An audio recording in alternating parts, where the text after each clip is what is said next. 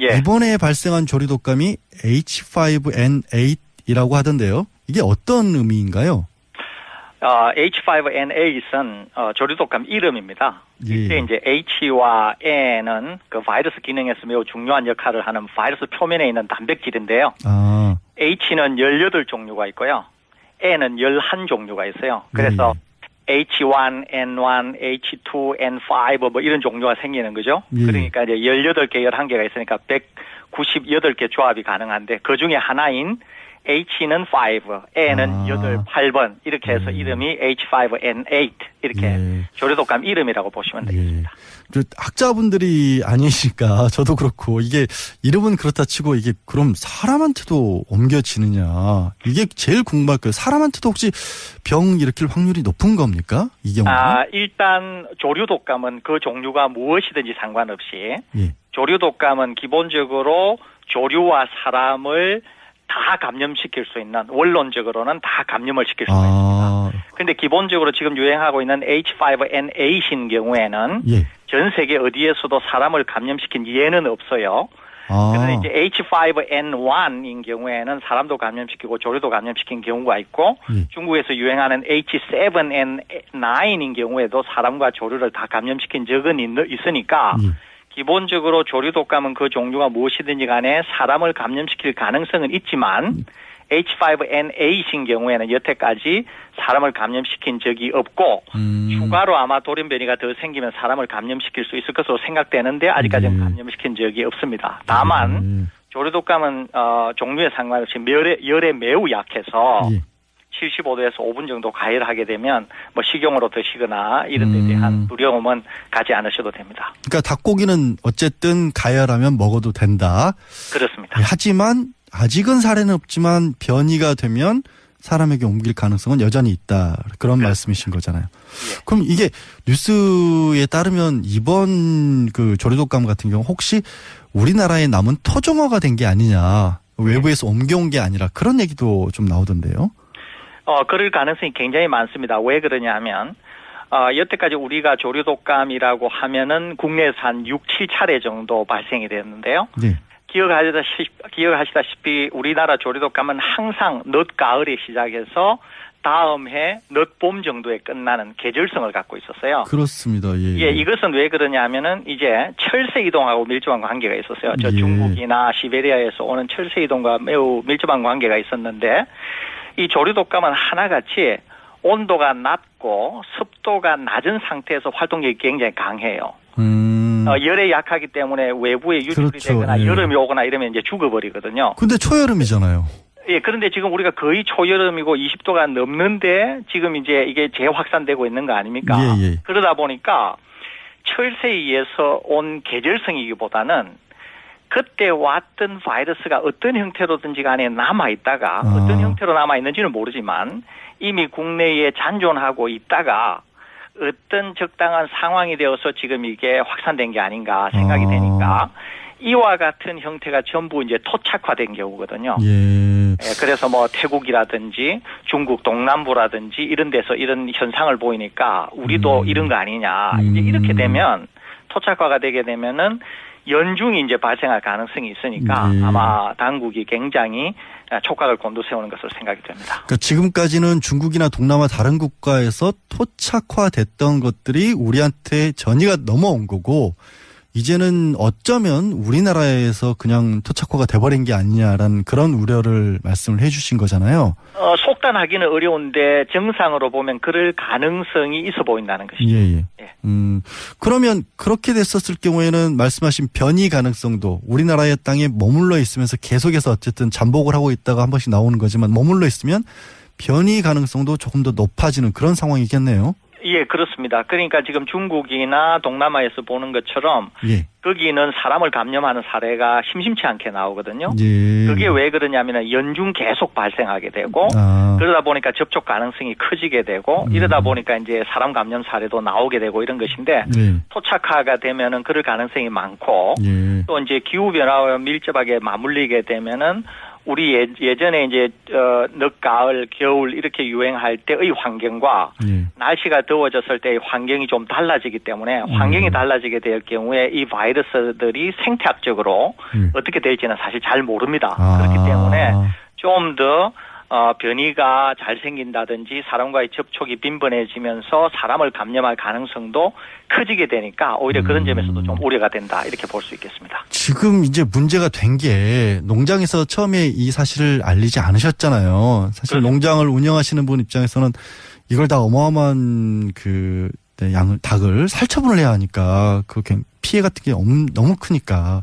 근데 이런 어떤 살처분 말고는 다른 방법은 없습니까? 이거는 결국. 중국 같은 데서나 일부 국가에서는 백신 같은 걸 사용하게 되는데요. 예. 이 백신의 사용이 이제 뭐 어떤 분들은 굉장히 동물에게 뭐 인간적인 배려다 이렇게 생각하는데 이 백신이 사실 상당히 이제 문제가 많습니다. 백신을 사용하게 되면 오히려 더 변이를 촉발시키게 되고 또 이제 백신을 맞았음에도 불구하고 감염이 되게 되면은 증상을 보이지 않기 때문에 실제로는 감염이 된 조류인 것을 확인하기도 어렵고 그러다 보니까 확산이 좀 더 용이하고 이런 측면이 있거든요.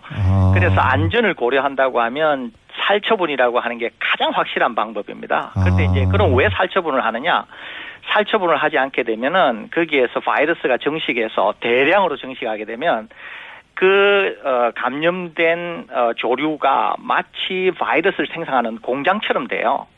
그래서 굉장히 심각한 확산이나 빠른 확산을 초래할 수 있기 때문에 빨리 확인을 해서 살처분을 한 다음에 그것이 공장처럼 되어서 빠른 시간 내에 정식하지 못하도록 하는 게 살처분이거든요. 예. 그래서 지금으로서는 살처분이 가장 인간에게 안전하고 실제로 조류도에게도 일부는 살처분을 해서 굉장히 비인간적으로 보이지만 그것이 전체를 위해서는 오히려 인간적인 그런 처분이다. 이렇게 이해하시는 게 오히려 편할 것 같습니다. 그러니까 백신이라고 하는 게 꼭 좋은 것만 아니고 잘못해서 엉뚱하게 약간 어떻게 보면 뭐 저항력 같은 것들을 바이러스에 줘서 오히려 변이만 일으킬 수도 있다라는 저도 그런 얘기는 처음 들어봤습니다만은 이거 그러면 아예 발병이 안 되게 그러니까 어떤 최초에 발생할 때 어떻게 막을 수 있는 그러니까 바이러스가 백신이 아니더라도 다른 예방법 이런 건 없나요 전혀? 기본적으로 이제 면역성이 강하면 기본적으로 이제 바이러스에 감염이 되어도 바이러스를 이길 수는 있는데요. 예. 실제로 발생하기 전에 사전적으로 예방을 하는 것은 거의 불가능합니다. 왜냐하면은 기본적으로 이제 대규모로 사육하게 되고 사육을 하게 되면은 공간이나 이런 제약이 있기 때문에 기본적으로 바이러스에 대해서 충분히 이길 수 있는 조건으로 이제 키운다고 하는 게 불가능합니다. 이제 비용 측면이나 이런 것들이. 심지어는 이제 야생의 조류, 굉장히 뭐 편하게 살고 있는 야생의 조류들도 감염이 되어서 대규모로 죽고 하기 때문에 실질적으로 사전에 차단한다는 것은 굉장히 어렵고요. 다만 중요한 것은 발생했을 경우에 신속한 역학 조사를 해서 이동 통제나 이런 걸 통해 가지고 확산 방지를 하는 게 굉장히 중요합니다. 특별히 이제 우리가 여태까지 보아온 것처럼 초기 대응이 전체 국면을 거의 결정합니다, 이게.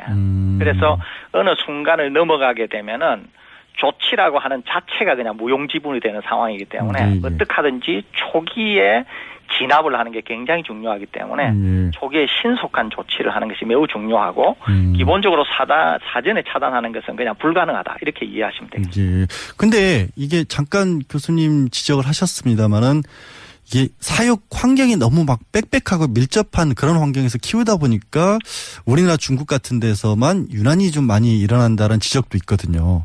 그러니까 꼭 그렇지는 않습니다. 그래요? 이제 많은 분들이 그렇게 이해하시는데 이제 일본 같은 경우에도 우리와 키우는 게 비슷하고요. 미국도 비슷하고 그러는데 그러면 우리만 발생하고 딴 데는 발생하지 않느냐. 그러지 않거든요. 일본에도 빽빽하게 키워도 그런 이유로 발생하는 건 아니에요. 그럼 꼭 그것만은 아닙니다. 그 자체가 약간의 영향은 줄 수 있지만 그러지 않게 키워도 아까 제가 말씀드린 것처럼 야생에서 아주 편하게 키워도 야생 조류들이 감염되고 하는 것을 볼 수 있는 것처럼 기본적으로 바이러스가 존재하면 감염을 시킬 수가 있는 것이기 때문에 이렇게 이제 그렇게 대규모로 정식하게 되면 한 마리가 감염이 되었을 때 순식간에 대규모로 전파될 수 있다고 하는 점에서는 차이가 있겠죠. 그런 점에서만 차이가 있지. 그 자체가 꼭 감염을 쉽게 유발시킨다. 이렇게만 단편적으로 얘기하기는 좀 어려운 측면입니다. 알겠습니다. 근데 마지막으로요. 이게 중국에서 그 이른바 신조류 독감이겠죠. 사람에게도 감염되는 아까 설명해 주신 거에 따르면 단백질의 이름이라고 하셨는데 거기서 나온 게 H7N9인데 감염자 41%가 사망을 했습니다. 그러니까 아직은 우리가 이게 토종인지 어쩐지 밝혀지지 않은 상황. 어쨌든 이런 위험한 바이러스가 국내에 들어오지 못하게 하려면 우리 정부 당국이 해야 할 부분, 지금 부족한 부분 하나만 좀 알려주시면 좋겠습니다. 기본적으로 H7N9는 WHO가 지정한 인류 전체를 위협하는 바이러스 중에 하나입니다. 이게. 예, 굉장히 WHO가 심각하게 모니터링하고 있는 바이러스예요. 무시무시한 거네요. 예, 무시무시한 겁니다. 왜 그러냐면 H7N9은 감염을 시키게 되면 조류에는 병원성이 전혀 없어요. 예. 그런데 그것을 접촉한 사람에게서만 병원성이 나타나고 사람이 거의 40% 정도가 사망하게 되는 거예요. 그러니까 감염된 조류가 이동이 된다거나 어디로 된다거나 이렇게 할 때 그걸 추적할 방법이 없어요. 병원성을 보이지가 않기 때문에. 그러니까 식별이 굉장히 어렵습니다. 그런데 지금 H7N9은 주로 중국에서만 발생을 하고 있는데요. 특별히 재래시장의 생닭이나 이를 조리하는 조리사들이 주로 감염이 되는데 그나마 다행인 것은 감염된 조류에서 사람으로는 옮겨 붙는데 사람에게서 사람으로의 감염은 아직까지 확인이 되지 않았습니다. 그리고 현재까지는 중국에서만 발생하고 있고요. 그래서 이제 우리 당국에서는 일단 중국에서만 발생하니까 중국을 여행하는 분이나 중국에서 유입하는 분들에게 공항에 입국할 때의 그런 항공기 내에서의 그런 교육이 굉장히 중요하다고 생각이 되고요. 정부에서는 발생 현황에 대한 모니터링을 해서 국내에 출입국하는 분들이 그런 정보를 알 수 있도록 하고 우리가 메르스나 조류독감에서 알고 있는 것처럼 이제 교육이 되면은 본인이 그런 증상이 생기면 당국에 신고를 하게 되잖아요. 그래서 그런 입국자에 대한 교육, 검역 그리고 그보다 더 중요한 것은 교육 이런 걸 통해서 사전 차단을 하는 게 중요하다. 이런 생각입니다. 알겠습니다. 새로운 내용들 많이 배웠습니다. 오늘 말씀 감사합니다.